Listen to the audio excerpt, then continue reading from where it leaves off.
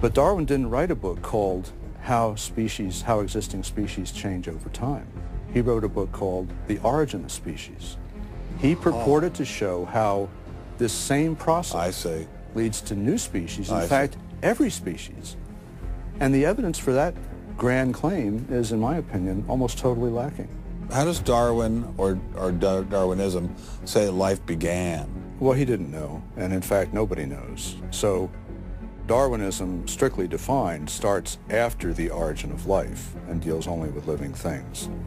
Well, how can there be a theory about life without a theory about how life began? Well, a grand overarching evolutionary story, of course, does include the origin of life, but Darwin's theory doesn't begin until you have the first cell. Well, does someone have a theory about how life began? The chemical elements essential for life, hydrogen, oxygen, carbon, and nitrogen, were now in place. What was needed was a way of combining them.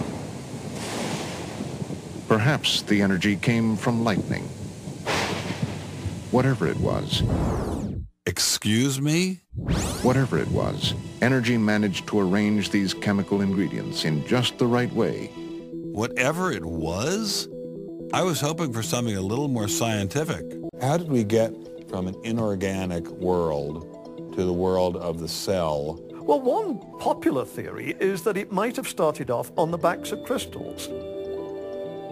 My crystal ball. Molecules piggybacked on the back of crystals forming, and that this led to more and more complex. But of course, the nice thing about crystals is every now and then you get mistakes, mutations, and that this opens the way for natural selection. But at one point there was not a living thing, and then there was a living thing. How did that happen? Well, this is I've just told you. And I don't see any reason why you shouldn't go from very simple to more and more complex to more and more complex. I don't either, but I don't know how you get from mud to a living cell. That's my question. Yes, well, I've told you. I think it was on the back Try of one more crystals. time. On the backs of crystals. On the backs of crystals is at least one hypothesis, yes.